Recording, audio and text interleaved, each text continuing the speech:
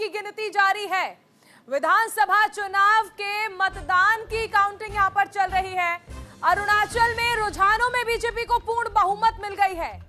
अरुणाचल में कांग्रेस को सिर्फ एक सीट पर बढ़त मिलती नजर आ रही है और सिक्किम में एक बार फिर से एसकेएम सरकार बनती नजर आ रही है। सत्ताधारी एसकेएम की सिक्किम पर पकड़ बरकरार है।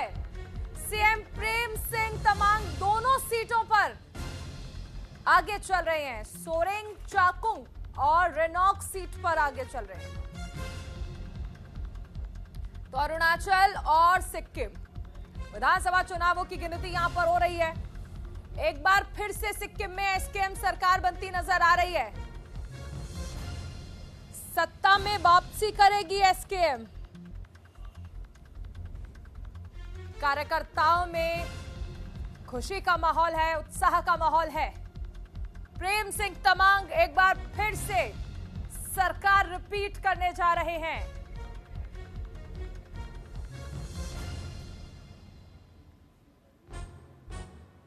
अरुणाचल प्रदेश में बीजेपी की सरकार बनती नजर आ रही है। रुझानों में बीजेपी को पूर्ण बहुमत।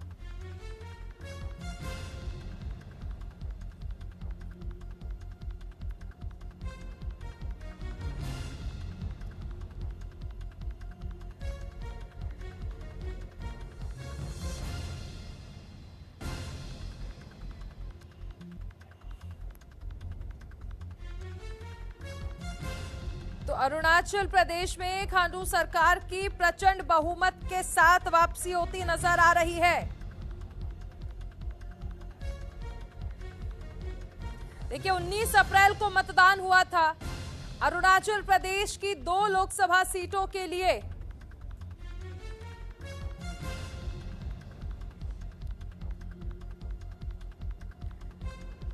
मतगणना 4 जून को होनी है अगर हम बात करें लोकसभा सीट की, लेकिन विधानसभा चुनाव के लिए बात करें तो यहां पर 19 अप्रैल को चुनाव हुआ।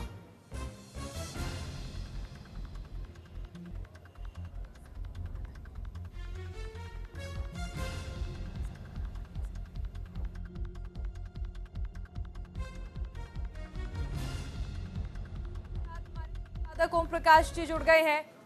ओम प्रकाश जी, देखिए कहा जा सकता है कि अरुणाचल प्रदेश से तो बीजेपी के लिए अच्छी खबर आ ही रही है, क्योंकि यहां पर रुझानों में बीजेपी की सरकार बनती नजर आ रही है।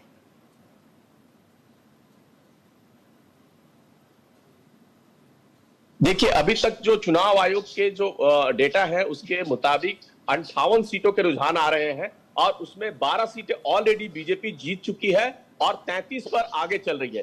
कुल मिलाकर उसे 45 जो 60 सीटों वाली विधानसभा है अरुणाचल प्रदेश की, उसमें से 45 सीटों पर जीतना उसका तय माना जा रहा है। जो 33 सीटों पे आगे चल रही है बीजेपी, उसमें भी उसने अच्छी खासी बढ़त बनाई हुई है। तो ऐसे में बीजेपी की वापसी वहां तय है और बीजेपी भारी बहुमत के साथ वहां फिर से एक बार सरकार बना रही है। दूसरी तरफ अगर सिक्किम की बात करें तो सिक्किम में जो सिक्किम क्रांतिकारी मोर्चा है वो क्लीन स्वीप कर रहा है। लगभग 32 सीटों में से वो 31 सीटों पर आगे बढ़ रही है और माना जा रहा है कि क्लीन स्वीप करेगी। तो ये देखिए पूरा ये नॉर्थ ईस्ट में बीजेपी ने जिस तरह से अपनी पकड़ बनाई हुई है, पिछले चुनाव में भी जिस तरह से बीजेपी ने यहाँ 9 जो हमारे जो असम को लेकर और बाकी जो हमारे पूर्वोत्तर के राज्य हैं वहां बीजेपी या तो गठबंधन में है या जो है वो उसकी अपनी सरकार है। तो बीजेपी ने जो जिस तरह से इस बार के चुनाव में जो प्रदर्शन किया है, आपने कल ही सारे चैनलों के एग्जिट पोल देखा, हमने भी न्यूज इंडिया ने भी जो एग्जिट पोल दिखाया है उसमें भी बीजेपी या एनडीए गठबंधन को करीब करीब 380 सीटें मिल रही है।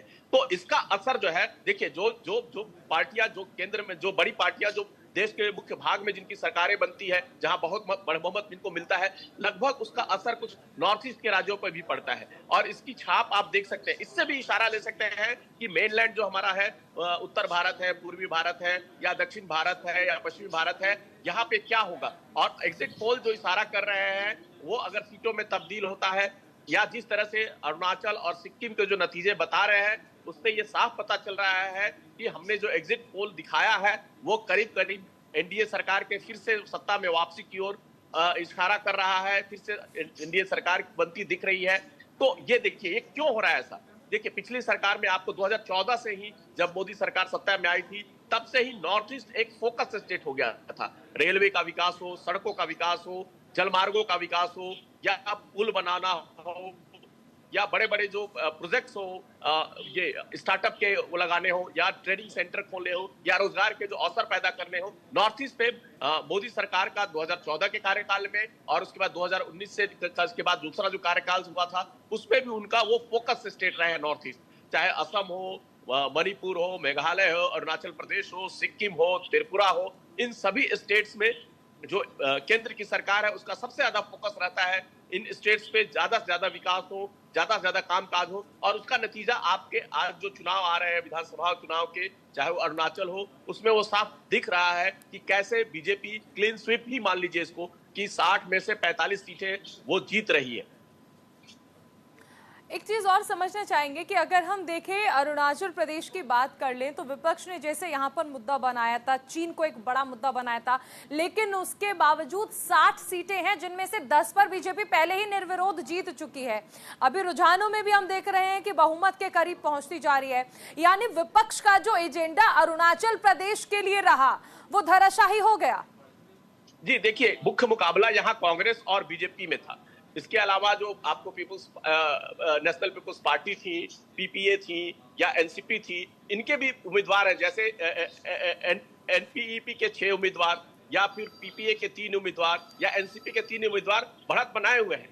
लेकिन जो जिस तरह से विपक्ष ने चीन को मुद्दा बनाया था, आप अरुणाचल की बाउंड्री को समझिए। अरुणाचल जो है, मोदी गए, अमित शाह गए, और उन्होंने जो है उसको अपना एक भारत का अभिन्न, अरुणाचल प्रदेश शुरू से ही भारत का अभिन्न रंगा है। और अरुणाचल को लेकर कभी भी जो देश के जो प्रधानमंत्री रहे हैं, उन्होंने कभी उसके साथ कॉम्प्रोमाइज नहीं किया है। इसलिए अरुणाचल पे जो चीन को लेकर जो कहा, देखिए अरुणाचल का जो मुद्दा है वो राष्ट्र से जुड़ा, जैसे हम कश्मीर को जोड़ के देखते हैं, लद्दाख को या पीओके को जिस तरह से हम अपने स्वाभिमान से जोड़ के देखते हैं, हर भारतीय के स्वाभिमान से जुड़ा हुआ जिस तरह से मुद्दा है कि ये हमारा है, ये भारत का अभिन्न अंग है, वैसे ही अरुणाचल में जो चीन की दावेदारी रही है तवांग वाले इलाके में या फिर जो नाथुला वाला इलाके में, उसको भारत कभी भी जो है स्वीकार नहीं करता है। भारत का मानना है कि अरुणाचल प्रदेश भी भारत का अभिन्न अंग है और वो इसके साथ ही बना रहेगा। और देखिए केंद्र में क्या होता है, जो राजनीति जिस तरह से चीन का मुद्दा वहां क्यों नहीं चला, क्योंकि भारत सरकार चीन को लेकर आपको याद होगा लद्दाख में जो घटना हुई थी 2020 के बाद, जिस तरह से भारत ने कड़ा रुख अपनाया हुआ है चीन को लेकर, जिससे उससे द्विपक्षीय पक्ष जो हमारे रिलेशन है वो बिल्कुल अपने निचले स्तर पर रहे।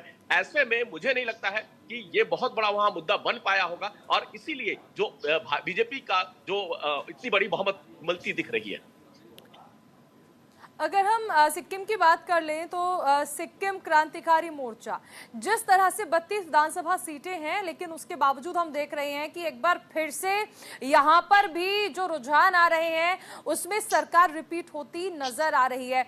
एसकेएम एक बार फिर से सरकार बनाती यहाँ पर नजर आ रही है। तो क्या मान लिया जाए कि इस बार के चुनावों में एक अच्छी बढ़त जो है वो मौजूदा सरकार की ओर से देखने को मिल रही है? देखिए सिक्किम में क्या है, प्रेम सिंह तमांग जो है, उनकी जो एसकेएम सिक्किम क्रांतिकारी मोर्चा पार्टी जो है, उसने पिछले बार भी काफी अच्छा काम किया। देखिए सिक्किम को हम क्या कहते हैं, सिक्किम हमारा जो है वो नॉन केमिकल यूज करने वाला स्टेट है। वहां पे जिस तरह से पर्यावरण को लेके कामकाज हुए हैं, जिस तरह से ऑर्गेनिक खेती को लेके कामकाज हुआ है, वो या फिर जिस तरह से प्रकृति के बहुत एक छोटा सुंदर प्रदेश सिक्किम हमारा जो है, वो जिस तरह से वहां पे पिछली सरकार ने काम काज किया है, जितने सारे जीआई टैग सिक्किम को मिले हैं, वहां के कृषि को लेकर, वहां के फलों को लेकर, वहां के सब्जियों को लेकर जिस तरह से पूरे दुनिया में उसकी वाहवाही हुई है, नेचुरली ये काम काज वहां के जो सरकार रही है उनको जाता है। जो हमारे वहां पे ये जो एसकेएम के जो सरकार रही है उनको जाता है, और इसीलिए लोगों ने उन पे भरोसा जताया है। और एक बार फिर से सिक्किम में जो है वो सिक्किम क्रांतिकारी मोर्चा की सरकार, और देखिए 32 सीटें हैं, 32 में से 31 सीटों पर उनकी जीत तय मानी जा रही है। तो ये देखिए कितनी बड़ी जीत है, लगभग सारी की सारी सीटें वो जीत रहे हैं। तो इसलिए ये मानिए कि सिक्किम में भी जो सरकार बन रही है वो भले ही रिपीट कर रही हो, लेकिन उसके भी केंद्र से अच्छे, वो भी जो